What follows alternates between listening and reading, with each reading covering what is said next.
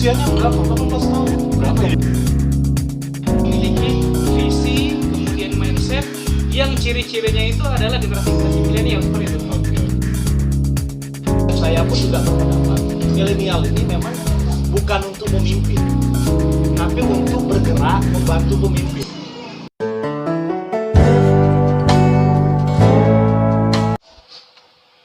Ya, Assalamualaikum warahmatullahi wabarakatuh. Salam sejahtera untuk kita semua. Ketemu lagi di Dialektika MDS TV. Di hadapan kita ada 4, saya tidak bisa menyebutnya narasumber karena kayaknya dari tadi sudah ada perdebatan yang mana narasumber, yang mana moderator, yang mana host, dan kita akan jelaskan sedikit saja lah bagaimana kapasitas mereka berempat. Yang paling ujung kita sudah tahu lah, sama-sama tahu. Direktur Eksekutif dari MDS TV. Assalamualaikum Ustadz Dasril. Nah, di sebelahnya ini kayaknya termasuk tayangan perdana di MDS TV ya. Benar.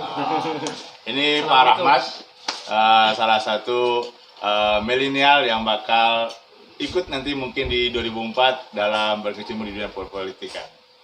Kalau yang berkopiah hitam ini, aduh ini kayaknya narasumber tetap MDS TV ya. Rektor. Nah, ini Ustadz DT. Semuanya sudah mengenal beliau sebagai, banyak orang berkonsultasi dengan beliau tentang apa saja lah, termasuk persoalan ekonomi pun sering berkonsultasi dengan beliau, termasuk apapun ya.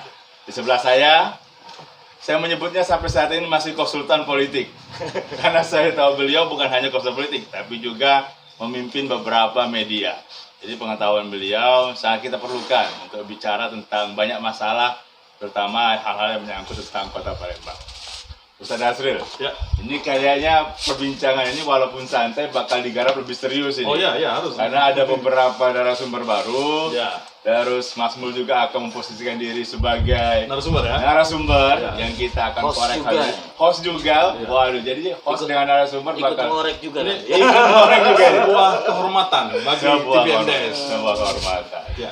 Bahasan kita yang tadi diawali, pembicaraan sebelum direkam ini, itu masalah generasi milenial.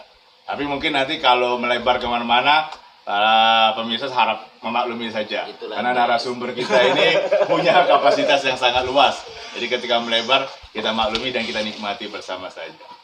Untuk yang milenial, dari yang muda dulu deh. Pandangan soal milenial terhadap apa ya, dunia politik, kesempatan politik, atau yang paling sederhana hubungannya dengan perpolitikan deh di Sumsel atau di Palembang. Gimana Pak Rahmat? Assalamualaikum warahmatullahi wabarakatuh. Nah, Selamat malam seluruh masyarakat Kota Palembang. Bicara soal milenial dan kaitannya dengan politik, saya kira dewasa ini tidak bisa dipisahkan satu sama lain. Pertama dari aspek jumlah penduduk.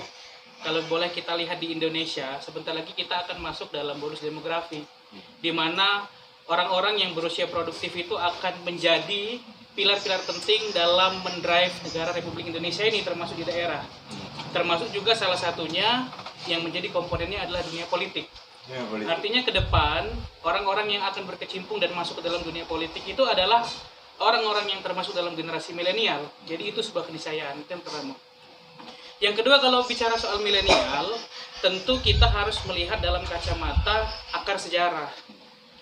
Kan generasi milenial ini kan adalah sebutan untuk yang namanya anak-anak muda.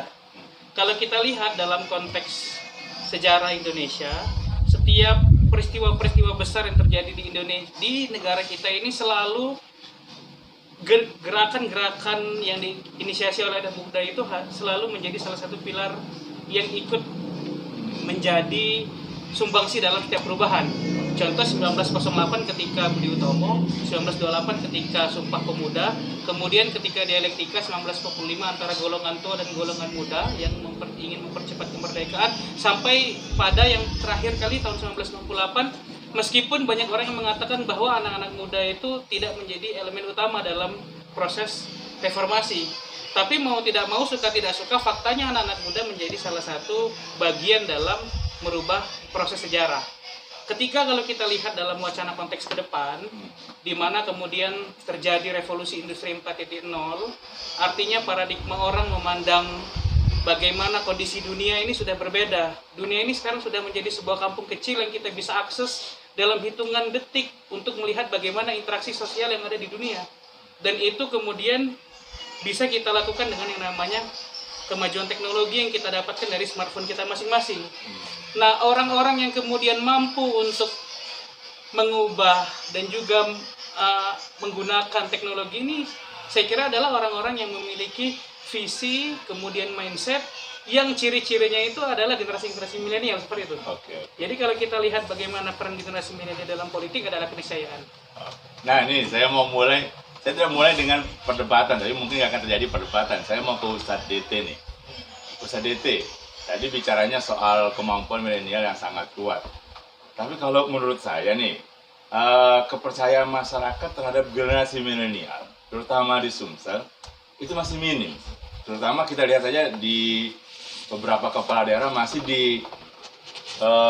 dominasi oleh generasi-generasi tua. Kira-kira kalau menurut Ustadz DT, kepercayaan masyarakat terhadap generasi milenial ini sudah sampai ke titik yang bagus, perlu perubahan, atau strategi apa kira-kira? Ya, menurut pendapat saya, untuk di Sumatera Selatan, benar apa yang disampaikan oleh moderator. Untuk di Sumsel sendiri memang kaum milenial belum begitu banyak bergeraknya. Artinya orang-orang, artinya masyarakat belum bisa mempercayai penuh. Dan saya pun juga berpendapat, milenial ini memang bukan untuk memimpin, tapi untuk bergerak membantu pemimpin. Mungkin lebih ke situ. Kalau mereka dijadikan pemimpin, dijadikan presiden, gubernur, bupati, wali kota, mungkin saya rasa untuk di Sumsel sendiri masih diragukan. Kenapa? Ya karena mungkin namanya pemuda, artinya pola pikir muda ini mungkin belum terlalu banyak pengalaman. Ini juga penilaian dari masyarakat banyak kan, mungkin begitu, karena kurang percaya. Tapi kalau untuk pergerakan, untuk mengawal, atau untuk di depan, ini kaum milenial, anak-anak muda ini lebih dibutuhkan. Dan mereka yang dapat merubah bangsa ini bukan berarti mereka harus menjadi pemimpin, tapi menjadi benteng terdepan. Kan gitu. Nah, Ustadz Dasril punya MDSTP. Saya lihat MDSTP ini digerakkan oleh anak-anak muda untuk dalam hal mengonsep, dalam hal sampai saya lihat beberapa pekerja yang itu anak-anak muda yang benar-benar dari segi kemampuan dalam segi teknologinya sangat luar biasa. Tapi kalau bicara soal itu dengan soal politika tentu berbeda, Ustadz Dasril. Nah, dari Ustadz Dasril sendiri bagaimana? Jadi sebenarnya gini, kalau kita lihat literasi yang disampaikan oleh Linda Rahmat, itu sebenarnya tidak ada celah untuk mengatakan bahwa salah satu pendorong perubahan itu ya anak muda. Itu harus kita akui. Tapi sebenarnya ini tidak ada yang aneh. Tidak ada yang aneh. Islam itu sudah mengkritik itu 1500 tahun yang lalu. Kalau pernah kita mendengar Usamah bin Harithah, itu adalah seorang jenderal perang yang memimpin pasukan Islam di perang Yarmouk. Usianya berapa? 18 tahun. Berapa yang dipimpin, Ustaz? Itu hampir 5.000 pasukan. Dan dia memimpin dengan perang itu lawan pasukan Romawi yang terkenal. Jadi sebenarnya kalau di Islam, kita melihat para pemimpin muda ini memang sudah dibentuk oleh Rasulullah. Kita, orang-orang Islam ini, kadang-kadang agak terbelah dan membangun narasi baru. Kenapa? Karena kita tidak pernah melihat sejarah-sejarah para sahabat-sahabat dulu. Bagaimana seorang Ali bin Abi Thalib? Iya kan? Bagaimana seorang anaknya Umar bin Khattab? Mereka adalah anak muda. Hasan Hussein. Jadi tidak ada yang aneh sebenarnya bahwa mereka itu memang kalau di Islam sudah dipersiapkan dengan pola pendidikan yang tepat. Nah, apa yang membedakan saat ini? Nah, ini sebenarnya yang jadi catatan kita. Kita berharap anak-anak muda ini nanti, karena mereka masih muda dan masih panjang perjalanannya, tentu ini harus diisi dengan kejujuran, integritas yang memadai. Bukan hanya dia melihat ini sebagai sebuah kesempatan dan dia bisa mencapai itu dengan harapan menumpuk kekayaan nantinya, meraih kekuasaan. Alangkah tidak bertanggung jawabnya kita orang-orang tua kalau tidak mengingatkan ini. Makanya yuk kita bangun nilai-nilai ini ke mereka. Anggaplah kita golongan tua, orang 40 tahun ke atas, tetapi kita bisa memberikan nilai ini ke mereka. Karena politik itu tujuannya bukan harus kita yang di sana, tetapi misi kita itu tersampaikan dengan dia menjalankan itu. Ketika you seorang dai, ya sampaikan itu. Sampaikan nilainya itu ke mereka. Sehingga dia membawanya nanti di dalam setiap gerak laku dia. Jangan tawarkan ini dengan dia dengan harapan yang terlalu besar.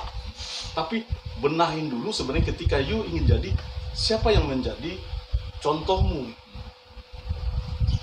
Ada Abdul Aziz, seorang khalifah yang sangat terkenal di Umar bin Abdul Aziz. Ya kan? Jadi ini yang harus menjadi tanggung jawab kita lah. Generasi Allah, generasi tua. Tapi beberapa kali kita lihat kan di dunia di Sumsel ya, beberapa kali anak-anak muda selalu terganjal ketika akan bermain di politik dengan generasi-generasi tua. Kalau menurut dari Ustadz Dasir, yang mengganjal mereka selain tadi masalah kemampuan diri mereka, apalagi lah kira-kira yang harus dibenahi, entah dari pola organisasinya atau apanya gitu. Sebenarnya kalau kita bicara tentang ganjal ataukah mereka tidak kesampaian, Tidak kesampaian lah kita bicarain ya. dengan ganjal ya. Ya. Artinya tentu ada ukuran ketika seorang milenial itu atau seorang anak muda itu ketika ingin konsen atau terjun ke dunia politik ini. Bukan hanya sekedar ingin atau rasa, tetapi tentu juga dia sudah melewati. Di dalam partai tentu ada ukuran-ukuran yang telah dibangun. Satu. Di kehidupan sosial juga tentu dia sudah ada juga ukuran-ukuran. Kalau dia seorang muslim tentu dia sudah juga punya ukuran tentang bagaimana dia memahami umat ini. Bukan hanya sekedar dia ingin untuk mencapai itu. Nah, ukuran-ukuran ini nilai diri dia sendiri. Dan diskusikan ini. Misalnya dengan para tokoh agama, diskusikan tentang diri dia. Karena memimpin ini kalau kita di kalangan yang paham, tentu ini adalah tanggung jawab yang sangat besar. Tanggung jawab yang sangat besar. Karena sama aja dengan menurut kaki kita satu di neraka kan? Benar. Kan gitu. Nah, nilai ini, dan itu harus ada yang menyampaikan. Seperti yang Ustadz Ete dia bisa menyampaikan itu ke anak-anak muda itu. Bukan hanya sekedar you ingin dan you bisa dan you punya uang, bukan hanya itu, bukan hanya itu. Nah, makanya konsultan politik seperti Mas Mul tentu memiliki peran. Makanya kita berharap seorang konsultan itu juga memiliki integritas. Bukan hanya bagaimana kamu menang, tetapi you punya integritas sehingga bisa you membranding orang ini. Selain dia menang menjadi seorang pemimpin, tapi dia memiliki integritas dan memiliki kepekaan terhadap kondisi sosial. Nah, ke Mas Mul kalau kayak gitu nih. Satu aja.